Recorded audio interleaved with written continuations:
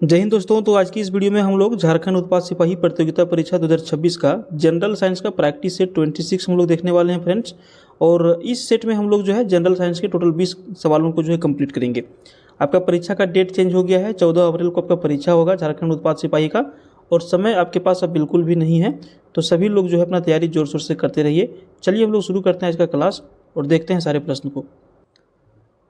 तो फ्रेंड्स, आज का हमारा जो पहला सवाल है, आप यहाँ पर देख पाएंगे कि निम्नलिखित में से कौन सा पदार्थ रक्त द्वारा ट्रांसपोर्ट किया जाता है। माने कि इसमें कौन सा पदार्थ है जो रक्त के द्वारा ट्रांसपोर्ट किया जाता है। ट्रांसपोर्ट मतलब आदान प्रदान एक तरह से कह सकते हैं कि भेजा जाता है ना।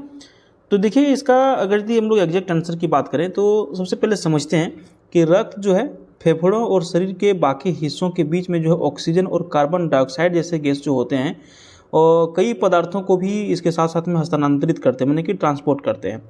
पाचन तंत्र से पोषक तत्व, यकृत या फिर गुर्दे द्वारा डिटॉक्सिफाई करना या फिर उसको हटाए जाने वाले अपशिष्ट उत्पाद, ग्रंथियों से हार्मोन, कोशिकाओं से त्वचा से गर्मी जो शरीर के तापमान को विनियमित करने में मदद करती है।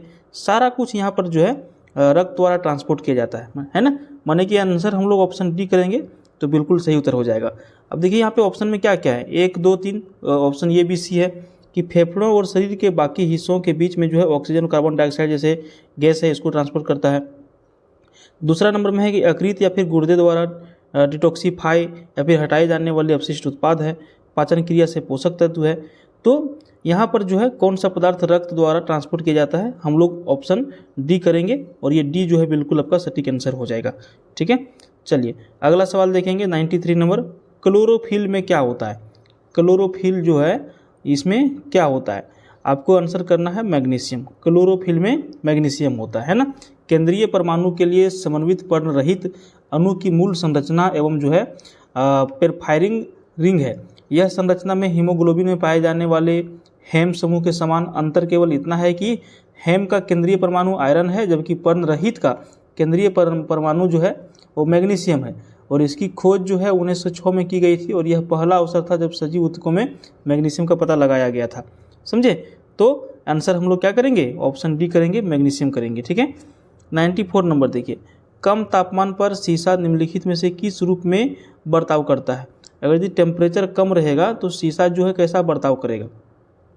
94 का आपको जो आंसर करना है वो करना है ऑप्शन बी। ठीक है, श्रेष्ठ चालक के रूप में बर्ताव करेगा। क्या करेगा?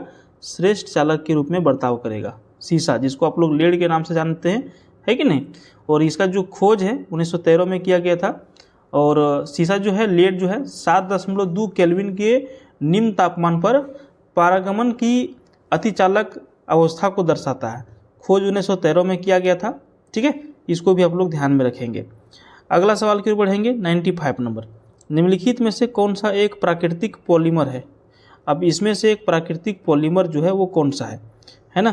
तो 95 का आपको आंसर करना है ऑप्शन डी, स्टार्च। ठीक है, कपास है, स्टार्च है, सेल्यूलोज और रबड़ प्राकृतिक रूप से पाए जाने वाले बहुलक होते हैं। समझे?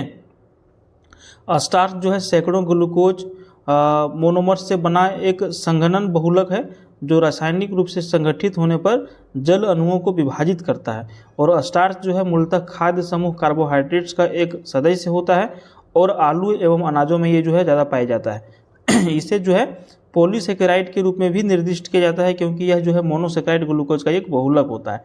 समझे? तो सवाल क्या है कि कौन सा प्राकृतिक पॉलीमर है? स्टार्च आपको आंसर करना है। 96 नंबर देखिए। कौन से अंग पर अंगुली के समान उभरी हुई संरचनाएं होती है जिन्हें दीर्घरोम अथवा रसांकुर कहते हैं? समझे? कौन सा अंग पर अंगुली के समान उभरी हुई संरचनाएं होती है जिन्हें दीर्घरोम अथवा रसांकुर कहते हैं? 96 का आपको आंसर करना है छोटी आंत। ठीक है, क्या करना है? छोटी आंत इसका आंसर करना है। 97 नंबर सवाल है कि निम्नलिखित में से कौन एक सदिश मात्रा नहीं है? निम्नलिखित में से कौन एक सदिश मात्रा नहीं है? तो देखिए, भौतिक राशि के लिए जो है सदिश राशि का प्रयोग किया जाता है और इसकी मात्रा और दिशा पर्याप्त नहीं होती है।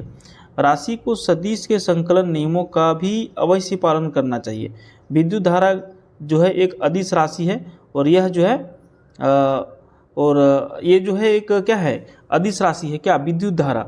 और यह जो है धनात्मक आवेश की प्रवाह दिशा का प्रतिनिधित्व करती है, लेकिन इसे अदिश राशि के रूप में प्रस्तुत किया जाता है, क्योंकि धारा अदिश संकलन के नियमों का पालन करती है तथा सदिश संकलन के नियमों का पालन नहीं करती है। इसका कारण है कि धारा जो है वहन करने वाले तारों के मध्य कोण परिपथ में कुल धारा को प्रभावित नहीं करता है। इसे आप यही समझें कि इसका आंसर जो होगा ऑप्शन बी होगा, विद्युत भार होगा। ठीक है, अगले सवाल की ओर बढ़ेंगे हम लोग 98 नंबर। यहाँ पर देखिए, वाहनों को सुरक्षित मोड़ लेने के लिए आवश्यक केंद्रीय बल प्रदान करने हेतु किसी घुमावदार सड़क के बाहरी किनारे को आंतरिक किनारे से ऊपर करने की प्रक्रिया को क्या कहते हैं। अब इस सवाल को प्रैक्टिकली अब समझिएगा। आप गाड़ी चलाते हैं, कहीं पर भी जाते हैं, अगर यदि रोड ऐसे करके घुमा हुआ है, ऐसे करके घुमा हुआ, आप इधर से जा रहे हैं, ठीक है, तो यहाँ पर देखेंगे जो बायां हिस्सा रहेगा ये नीचे रहेगा और दाहिनी हिस्सा जो रहेगा ये क्या रहेगा, उठा हुआ रहेगा। यही सवाल ये है कि वाहनों को सुरक्षित मोड़ लेने के लिए आवश्यक केंद्रीय बल प्रदान करने हेतु किसी घुमावदार सड़क के बाहरी किनारों को आंतरिक किनारे से ऊपर करने की प्रक्रिया को क्या कहा जाएगा। 98 नंबर का आपको आंसर कर देना है ढालू सड़क, यानी कि सड़क की बैकिंग। ठीक है, तो ऑप्शन ये यहाँ पर बिल्कुल सही उत्तर हो जाएगा। 98 का ऑप्शन ये करेंगे। 99 नंबर सवाल देखिए, निम्नलिखित में से किसे चादर के आकार में परिवर्तित नहीं किया जा सकता है। निम्नलिखित में से किसे चादर के आकार में परिवर्तित नहीं किया जा सकता है। 99 सही आंसर क्या करेंगे आप, 99 का पोटेशियम करेंगे। वे पदार्थ जिन्हें जो है पीट कर पतली परत में परिवर्तित किया जा सकता है ना, आघातवर्ध कहलाते हैं। अधिकांश धातु जो है आघातवर्ध होते हैं। सोना और चांदी सर्वाधिक आघातवर्ध धातुएं होती हैं। इसके बाद सूची में एल्युमिनियम और तांबे का स्थान आता है। सोडियम और पोटेशियम मुलायम धातु है जिन्हें चाकू से काटा जा सकता है। समझे, तो यहाँ पर जो है सोना को पीट के बना सकते हैं, चांदी को बना सकते हैं, एल्युमिनियम को बना सकते हैं, लेकिन पोटेशियम को आप पीट करके क्या है, बड़ा आकार में पतला आकार में नहीं इसको चेंज कर सकते हैं। समझे, तो इसका आंसर क्या करना है, पोटेशियम करना है। 100 नंबर है, मीनी माता रोग एक तंत्रिका विकार है जो खाली स्थान से ग्रसित मछली के सेवन से होता है। 100 नंबर का आपको करना है पारा। ठीक है, मिनी माता रोग एक तंत्रिका विकार है जो पारा से ग्रसित मछली के सेवन से होता है। समझे, ध्यान रखिएगा। अगला सवाल है 101 नंबर, सेंटीग्रेड माप स्केल का आविष्कार किसने किया था। ठीक है, सेंटीग्रेड जो हम लोग मापते हैं कि इतना सेंटीग्रेड है, ये है ना, तो इसका जो आविष्कार हुआ था वो किसके द्वारा किया गया था, वो किया गया था एंडर्स के द्वारा। ठीक है, क्या है ये एंडर्स कौन थे, तो ये थे स्वीडिश खगोलज्ञ। ठीक है, स्वीडिश के रहने वाले थे और एंडर्स ने ही जो है सेल्सियस का खोज किया था 1742 ईस्वी में। समझे, कब किया था, 1742 ईस्वी में। उसके बाद अगला सवाल देखेंगे हम लोग 102 नंबर, 1 नैनोमीटर का जो ये मान जो होता है वो कितना होता है। 102 नंबर, तो 1 नैनोमीटर जो है लंबाई मापने की इकाई है जो मीटर के 10 के पावर 9 के बराबर होता है। ठीक है, चल 7 के बराबर होता है। ठीक है, ऑप्शन बी आप लोग आंसर करेंगे यहाँ पर। चलिए अगला सवाल की ओर हम लोग बढ़ते हैं। 103 नंबर, क्या मुख्य कारण है कि एक आंख की अपेक्षा 2 आंखों का होना अधिक उपयुक्त है। तो मुख्य कारण क्या है कि एक आंख की अपेक्षा जो है 2 आंख का होना जो है ज़्यादा सटीक होता है। तो इसका आंसर है इस कारण से दूरी व गहराई का एहसास होता है ना। 2 आंखों के होने से प्रतिबिंबों की सममिति सटीक होती है और इसी कारण से दूरी व गहराई का एहसास होता है। इसीलिए दोनों आंख का होना जरूरी है, एक आंख में हमेशा दिक्कत होता है। अगला सवाल है, सेल्सियस स्केल पर मानव शरीर का सामान्य ताप कितना होगा। जो सेल्सियस स्केल है, मानव शरीर का सामान्य तापमान जो होगा वो कितना होगा। आप देखते हैं, जाते होंगे डॉक्टर के पास तो वो बुखार मापते हैं ना, तो कभी फ़ारेनहाइट में मापते हैं, कभी सेल्सियस में मापते हैं। तो कितना मानव शरीर का टेम्परेचर होना चाहिए, है ना, तो आंसर करेंगे 36.9 डिग्री सेल्सियस। ठीक है, 36.9 डिग्री सेल्सियस। सेल्सियस पैमाने का पहले जो है सेंटीग्रेड पैमाना कहा जाता था और इसमें जो है हिमांक को 0 डिग्री सेल्सियस तथा भाप बिंदु को 100 डिग्री सेल्सियस अंकित किया जाता था और इस स्केल में मानव का सामान्य तापमान जो है 36.9 डिग्री होता है। उसके बाद अगला सवाल है 105 नंबर, स्टेनलेस स्टील किसका मिश्र धातु है। स्टेनलेस स्टील में कभी जंग नहीं लगता है, तो क्या क्या इसको मिला करके बनाया जाता है इसमें, तो वही है मिश्र धातु के बारे में पूछ रहा है। तो इसमें मिलाया जाता है लोहा, क्रोमियम, मैंगनीज और कार्बन। इन सभी चीज़ों को मिला करके स्टेनलेस स्टील को बनाया जाता है। उसके बाद अगला सवाल करेंगे 6 नंबर। 6 नंबर सवाल में देखिए, भारी पानी वह पानी होता है, जो भारी पानी होता है, ठीक है, तो कौन सा पानी होता है? तो भारी पानी वह पानी होता है जिसमें हाइड्रोजन का स्थान आइसोटोप ले लेता है, जिसमें हाइड्रोजन का स्थान जो है आइसोटोप ले लेता है, और भारी जल हाइड्रोजन के समस्थानिक ड्यूटेरियम के ऑक्साइड को कहते हैं।